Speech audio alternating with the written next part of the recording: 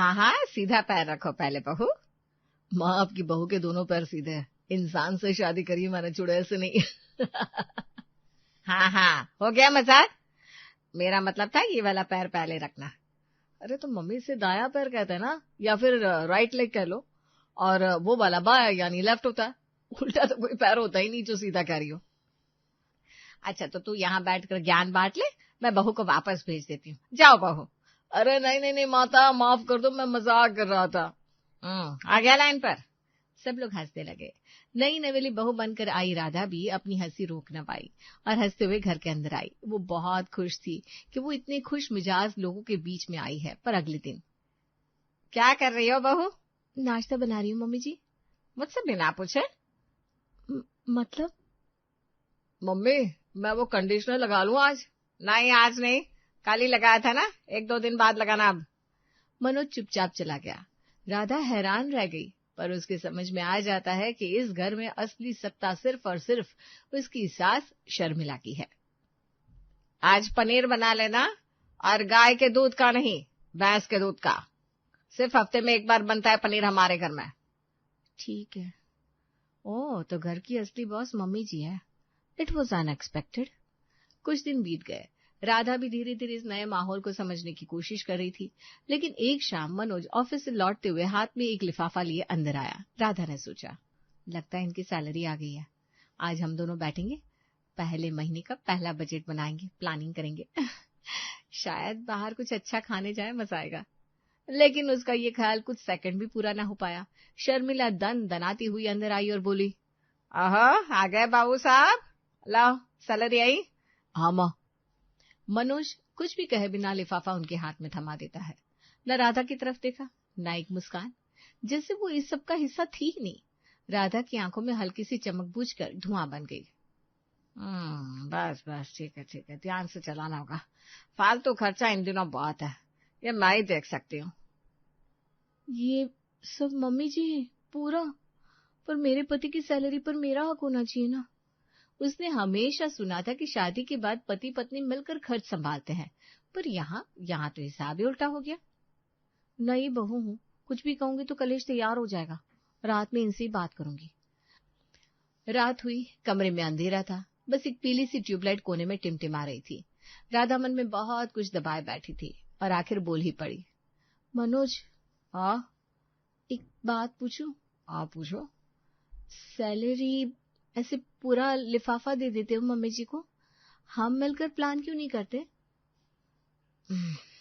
घर में सालों से यही सिस्टम है। पर शादी के बाद पत्नी भी घर का हिस्सा होती है ना, उसे भी थोड़ी जानकारी होनी चाहिए।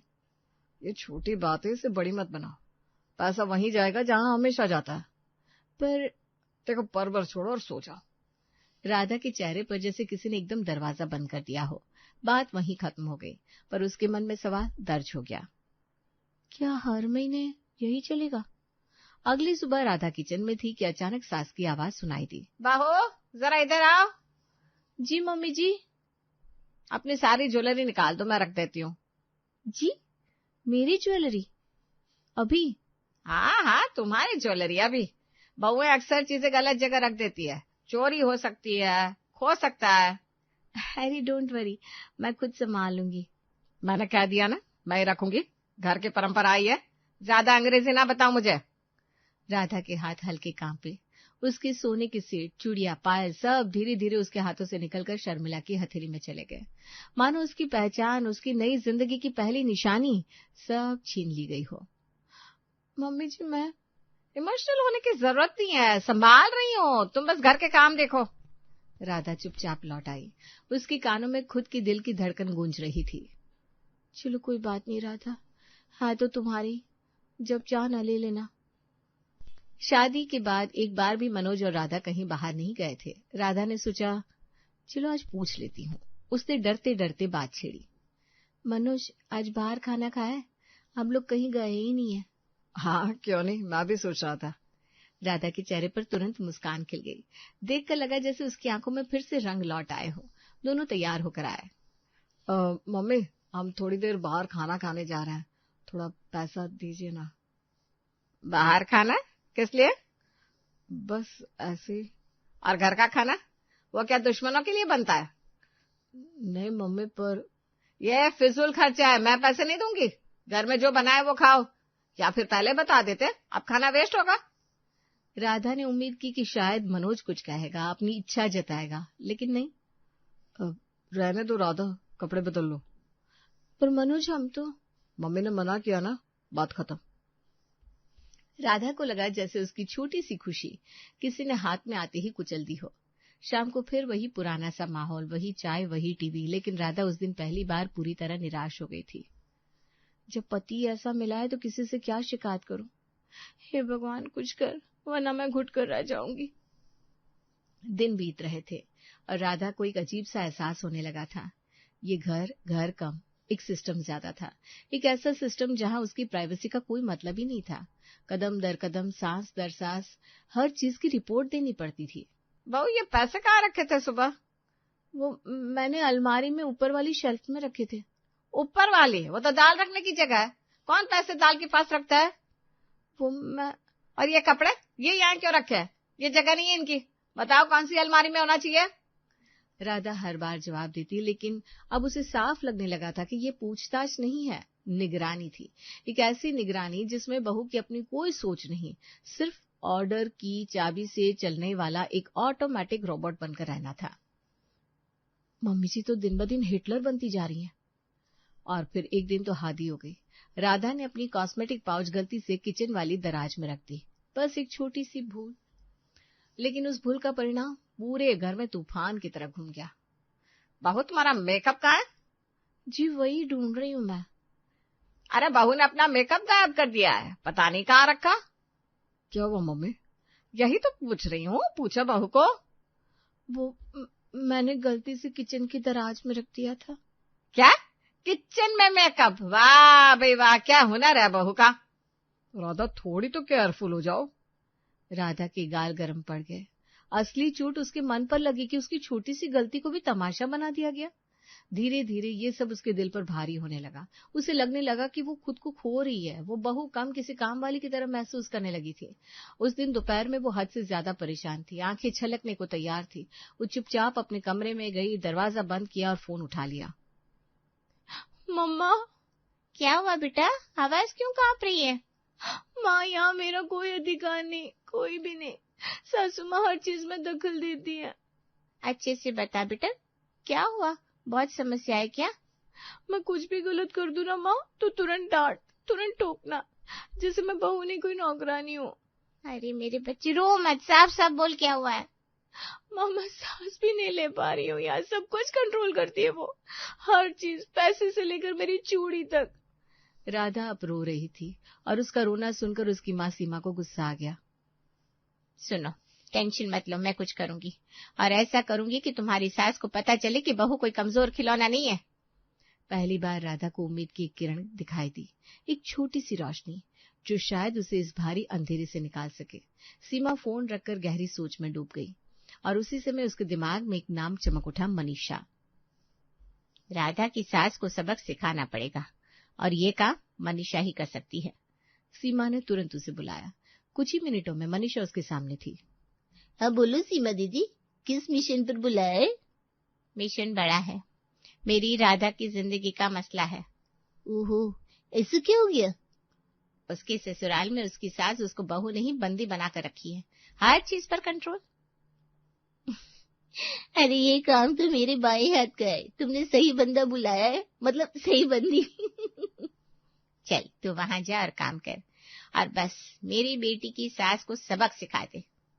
Not fear, Manisha is here. थोड़ा झटका ही ऐसी औरतों को सही करता है। सीमा ने उसे पूरी स्ट्रेटेजी समझाई, कब क्या करना है। अगले दिन सुबह मनीषा ने शर्मिला के घर दस्तक दी थी। राधा के दरवाजे तक पहुंचने से पहले ही शर्मिला वहां आ चुकी थी। दरवाजा खुला और सामने थी मनीषा, एक छोटा बैग, चमकती आंखें और होठों पर एक कॉन्फिडेंट मुस्कान। कौन हो तुम? मनीषा, कामवाली, वो भी 5G। घर में काम वाली की जरूरत नहीं है, चलो जाओ। अरे अपनी बहू से पूछ लो अम्मा, कामवाली की जरूरत सबको होती है। क्यों फालतू में दिमाग खराब कर रही हो, जाओ। राधा समझ गई कि इसे उसकी माँ ने भेजा है। वो फौरन बोली, मम्मी जी रहने दीजिए ना, मेरे काम बढ़ गए हैं, कोई मदद मिल जाएगी। तुम बस बेवजह पैसे उड़ाओ, मैं तो सिर्फ 10 रुपए लेती हूँ, चाहो तो 5 भी काट लेना। शर्मिला का चेहरा वहीं जम गया। उसने ऐसे देखा जैसे किसी ने कह दिया हो कि सोना मुफ्त बांट रहे हैं। 10 रुपए? जी, और 5 काटो तो 5 रहेंगे। इतनी सस्ती काम वाली कौन छोड़ता है भला? शर्मिला तपाक से बोली। ठीक है, चलो शुरू कर दो काम। धन्यवाद मम्मी जी। राधा के चेहरे पर हल्की सी मुस्कान लौट आई। शायद ये घर अब थोड़ा बदलने वाला था, क्योंकि मनीषा घर में आई तो थी मुस्कुराते हुए, लेकिन उसके दिमाग में प्लान कल से ही तैयार था। वो धीरे धीरे बर्तन धो रही थी, फिर अचानक उसने एक महंगा चमचमाता कांच का ग्लास उठाया, उसे हल्के से हवा में उछाला और धड़ोम आवाज गूंजी तो शर्मिला भागी भागी चली आई। ये क्या किया तूने? अरे मालकिन, हाथ से फिसल गया। ये ग्लास कितना महंगा था, तेरी तनख्वाह से पैसे काट लूंगी। काट लो ना मैडम जी, 10 रुपए तो है, उसमें भी आधा काट लो या फिर पूरा काट लो, मैं तो फ्री में ही काम करेगी। शर्मिला एक पल को जम गई।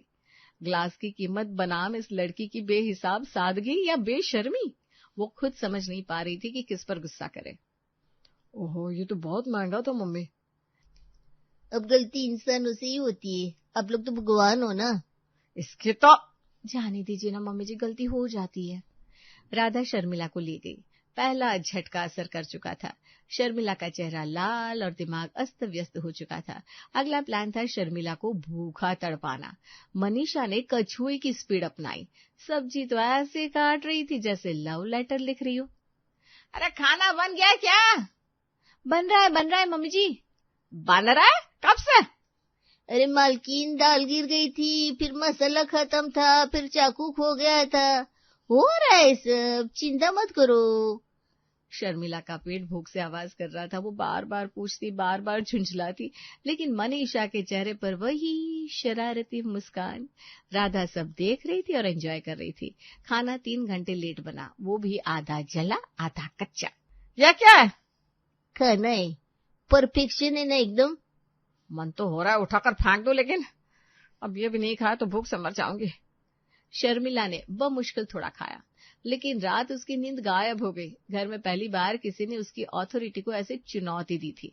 उधर मनीषा का खेल अगले लेवल पर था। वो छोटी छोटी चीजें करती रही, कभी कपड़े प्रेस करते हुए जला देती, कभी बाथरूम गीला छोड़ देती, और एक दिन तो जब मेहमान आए तो अरे टकले अंकल आए ले। क्यों को? मनीषा क्या बक रही है? इनको ही जब टकला बोल रही थी ना। अरे नहीं, ये वो नहीं है, सॉरी, गलती से मिस्टेक हो गया। मेहमानों के सामने शर्मिला का चेहरा उतर गया और मेहमान मुंह बनाकर लौट गए। अरे रुकिए तो। अरे नहीं, बहुत तारीफ सुन ली, जाने दीजिए। पागल औरत, तूने ये क्या किया? मैंने कब किसको टकला बोला? अरे मैं ना कंफ्यूज हो गई थी, बोला ना गलती से मिस्टेक हो गई। शर्मिला सिर पकड़कर बैठ गई। और फिर एक दिन मनीषा ने किचन छोड़कर शर्मिला के कमरे पर वार किया। अलमारी खोली और उसमें की सारी चीजें इधर उधर ऊपर नीचे तिरछी लटकी कर दी। हे भगवान, मेरी साड़ियां, मेरा सेट, मेरे कागज, क्या कर रही थी तू? चोरी?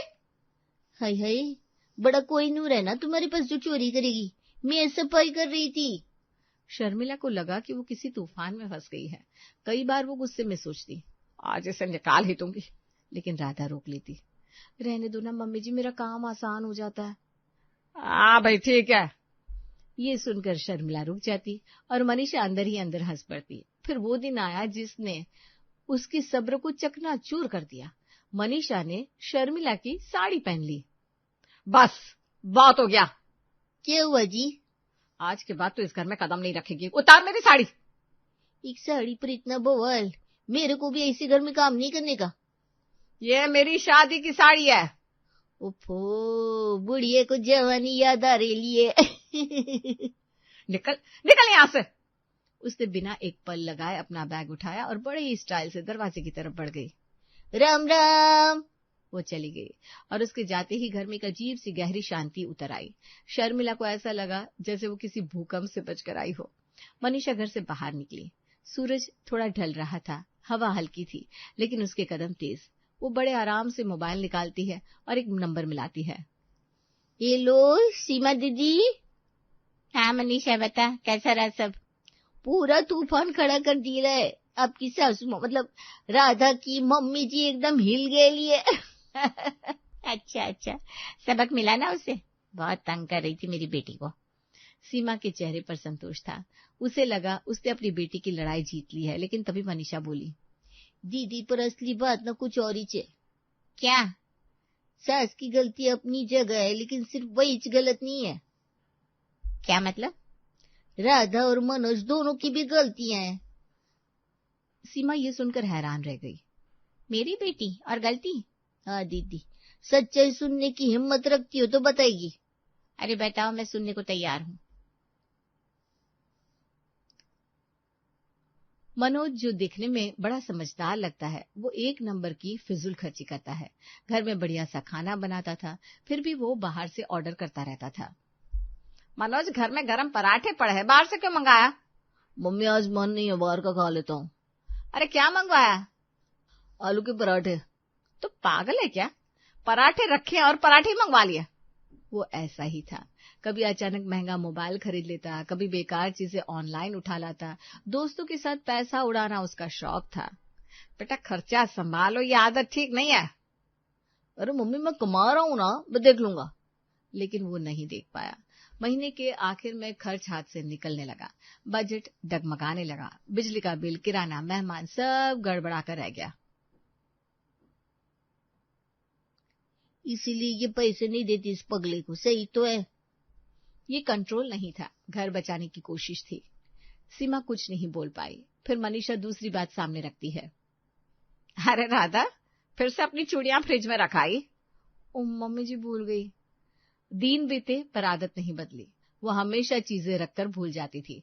कभी बाथरूम में अंगूठी छोड़ देती, कभी रसोई में पायल, कभी दाल की डिब्बी में चूड़ी, और एक बार तो, हे भगवान, मंगलसूत्र! ये तो लॉन्ड्री बास्केट में पड़ा था।